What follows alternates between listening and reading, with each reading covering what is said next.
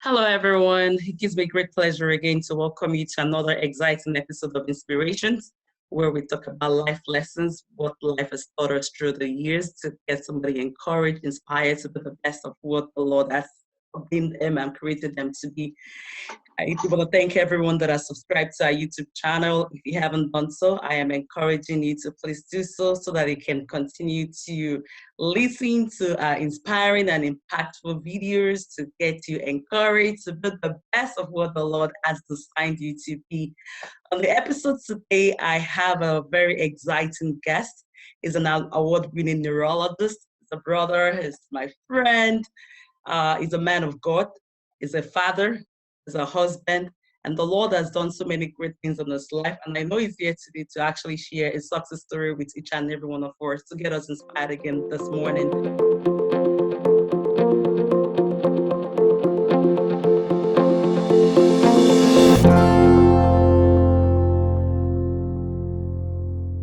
And it's no other person than Dr. Niyi Borire, all the way from Sydney, Australia.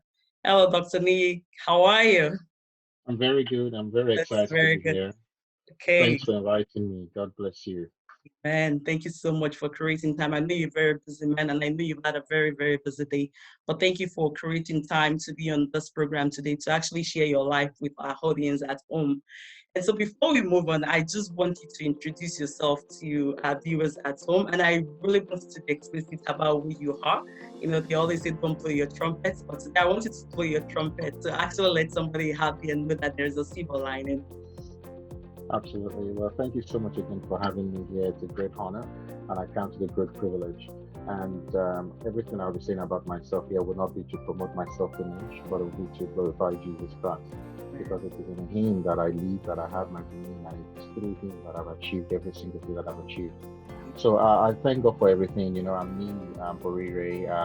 As you said, yes, I'm a neurologist. I'm based in Sydney. I've been in Australia now for close to 12 years. Married to a wonderful wife, Alaya, who is a great supporter and a wonderful friend. You know, she's been a friend since our high school days. And we've got two lovely kids, Daniel, who is 9, Ethan, who is 3 years of age. They're both wonderful boys, and we're really glad to be their parents. Yes, I am a doctor. I work as a neurologist, so I specialize in treating brain and spinal cord and nerve disorders. I run a practice, a private practice. I've got 3 locations in Sydney, and I also consult in a teaching hospital, where I also lecture and mentor young residents and registrars. Apart from that, I also pastor the church, a branch parish of the Redeemed Christian Church here in Sydney. It's called Beautiful Gate Parish. It's a relatively young church. It's just 2 years, 2 years old, but I thank God for what God has been doing in our midst. So that's a bit of a nutshell of what I am, or who I am, and what I do. Okay. So, I mean, like from your introduction, you've been through so many phases and stages of life. And my question to you is that did it just happen? You know, were you born with a silver spoon and it actually made the journey of life so easy for you? Tell us a little bit about your background and how it all started. I wouldn't say that I was born into a rich family. No, not by any means. In fact, it was really difficult. I think the biggest challenge that I had growing up was that my parents did not get along. And they didn't get along because things were really tough. And I think that was the biggest challenge. Really, it was almost like a dysfunctional home. My father wasn't around for a while. He had another woman, basically, leaving my mom, who wasn't working, with 5 kids. And I remember that I had to really fight hard, and you know, it was difficult. Really, it was difficult. So I finished high school at the age of 14 plus. 14. So I was, yes. So at 14 plus, what was called the SSE. I'd done my SSE, and at the age of 15, just after my 15th birthday, I was already in Yaba College of Technology. For those who are from Nigeria, they will know this college in Lagos. You know, studying an OMD in computer science. So I'd been done with my high school education at the age of 14, and that was when I left home. Since I left home at the age of 14 and a half, never went back up till now. Around. I was so keen to leave home. In fact, even during the holidays, at times I would stay in school, or I would go to stay with friends, because the environment was really toxic. Not of the making of my mom, because my mom is a really strong woman and she had the chance to walk away, but she just didn't want to walk away. My dad, who's now passed away, was a difficult man, and I know that. But he loved his kids. But I think he made wrong decisions at different times in his life as well, which reflected on us. But I remember that throughout my stay in Yaba College of Technology, it was hard. There were many times where I had nothing, no even to get transport fare when this college campus when the hostel accommodation wasn't available. I still remember vividly waking up in the morning, knocking on doors of the members of our local Anglican church to get transport fare, to school. And I lived every day by faith. In fact, that was when I learned to trust God. So to go to school in the morning, I would just trust God that I would knock on the door, someone would give me money just to get me to school. And then when I get to school, I'll just trust God that I'll get lunch. I'd only have one day a meal every day. And when I get there, I would trek for about maybe 5 to 10 kilometers from the bus stop to college, just because I couldn't afford the last, my fare most times will not get me to the actual campus. And then getting back again is also the same thing. And I just did that for 2 semesters. I did that with no pocket money, with no father who was around, just by trusting God that people would meet my needs. And then the time came, I remember a family friend started giving me a little bit of transport fare every morning until I got, so those experiences built me. I was a young person. I just gave my life to Christ at the age of 14 as well. And I just loved God. I was so hungry for Jesus, but things were difficult. And at that time, I knew I wanted to be a doctor. I knew I wanted to be a physician. And, I just applied and God opened up the way. I got into medical school, but my parents couldn't afford it. My parents couldn't afford it. And I remember one day, when I just came back from campus, I went to my dad at the time. My dad had not been staying with us. He had been in and out, and he told me he couldn't help. When I told him I got admission into the College of Medicine in Lagos. And I remember that I went to church that day, this Anglican church somewhere in Lagos. And I was a Sunday school teacher, children's church teacher, really.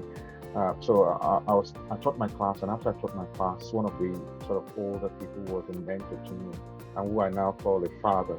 He saw me and saw that I was sad afterwards, and he called me and said, "What's the problem?" I said, "Listen, I've got to pay my fees by the end of this week. I can't afford it." And he said, "No, I will look after you." And I'm telling you, from that day, that was my first year medical school, but my second year in the University of Lagos. He paid my fees until I graduated. Wow, so from the very beginning to the end. Yes. He paid my fees from the beginning till the end. All right. And so my parents didn't send me to school. It was somebody I met in church who were both Sunday school teachers, children's church teachers, who took that responsibility on him and said, "Me, I will make sure that we get you through college." And I was grateful that I had that opportunity to get through college and achieve what I have achieved today. So back to your question, I'm just giving a very abridged version of my background, but it was really challenging. It was tough. I have 4 other siblings. I was the first to graduate. My sister, wasn't in school. None of them were in college. Even by the time I was graduating, they were just getting into college. It was just difficult. My brother had a tough time because my dad wasn't around at the time. I was in college. There was no sort of, it was just difficult for him. But thank God today he's doing well. He's based in Europe at the moment. He's, in Italy. He studied economics. He's got a family. He's got his own, kid. And they're doing well now. And all of us are graduates now by God's grace. And thank God. That is awesome. Yeah. That is awesome. So it was looking back on those days, but I look back and I say, well, I thank God. But it built in me a resilience. I think that's the biggest thing, that those tough situations, learning to depend on God every day, waking up in the morning and not knowing what you would have to eat. I remember a Christmas morning, we woke up in our home and we had nothing. We had unripe banana, which we boiled, unripe plantain we boiled, and with the palm oil on a Christmas day. And we just sat down, and my mom said, well, we just hope and trust that people will bring food. And yes, they did. Yes, they did. At the end of the day, we were well fed. But when we started that morning, we had absolutely nothing in our pockets. So all of that just sort of built this sort of confidence in God's power, confidence and resilience in me, that I felt that, I can achieve everything. There's nothing I cannot achieve. I just had that confidence and that boldness. And I knew that what I lacked in material resources, I God compensated for me with my intelligence, with my Mm. my ability to connect with people. I just noticed that I was able to connect with people. And it wasn't always like that. I remember the first time I got into Yaba College of Technology, I was from a public school Mm. where we had no chemistry teacher. My English was poor. I had problems with my tenses. And I struggled initially. And I remember up to today how I used to read the dictionary and read books and say, trying to build my diction so that I can be bold, because I was very, very timid and relaxed. Especially in public, I'll always withdrawn. But when I'm with my people, I'm, out there. But I just want, and God helped me so much so that it allowed me to sort of reach out to people, connect with people, and some of those relationships where the relationships God used to be a blessing to me. So the first time I got an opportunity for an exchange program in the UK, this was at the National Hospital of Neurology and Neurosurgery in Queen Square, London. I did not have, in fact, that was my first exposure to neurology, and it was after that I really was convinced I was going to be a neurologist. I didn't have the funds to go there, really couldn't afford it, but they offered me to come up for 6 weeks just to be exposed. I remember going for a wedding, and at that wedding was a man who was the chairman of the wedding, and I just had that boldness to approach him. He was walking to the toilet of the reception hall, and I was there. And I just approached him and I said, "Hello, sir. I'm a 500 level or year 5 medical student from the University of Lagos. I've got this opportunity, but I can't afford it. Please, sir, can you help me?" Wow. So you just walked up to a man that you didn't know from nowhere. Well, From nowhere. wow. What an audacity in Christ Jesus. But I knew him from afar. He was the chairman of the big insurance company in Lagos. Oh. But he didn't know me. But I said, I introduced myself and I said, well, I know somebody who knows him, or who knew him at the time, and I mentioned that person's name, and he said, he was shocked. He had police officers and people around him who wanted to stop. He said, no. So we talked right in front of the toilet door. I can't forget. And then he said, "Meet me in my office on Monday." This was a Saturday wedding reception. On Monday morning, he gave me US dollars, 100 bills, US dollars. First time I would ever touch foreign currency. Wow. Got me to London. I went to London for 6 weeks. This was 2004, 2005, or I can't remember now. For 6 weeks. That was where I really, in fact, that was the first time I saw an MRI scan, in my life. And for the first time I saw how, medicine was practiced, overseas in a developed country. And that was when I knew that I had to leave Nigeria, that I wanted to be a physician, a brain specialist, and it just created a lot of dreams in me. But it only happened because I was bold enough to approach a stranger and tell them, what I wanted to do. And so God has a way, and I wasn't always like that. I was always sort of withdrawn, feeling very inferior with very low self-esteem. But I think through the journey that I went through, God just built those things in me. So for me, I think the greatest miracle I've had is the transformative work of grace in my life, not just at salvation, but at God building me up, giving me experiences that made my life robust. So that even in a short space of time, people would hear my story, my testimony, and be amazed that, that my progress was so accelerated that, I at the age of 16, I finished my OND. At the age of 22, going to 23, I was a doctor. Before my 30th birthday, I was a specialist. Wow. All right. Got married, I think, at 25 or 26, and it's just despite the fact that all those challenges occurred, I was still able to scale all of those challenges. Of course, it's not in the speed, all right, but I think it's just a reflection of what God can do when we trust Him and depend on Him. Let me stop there.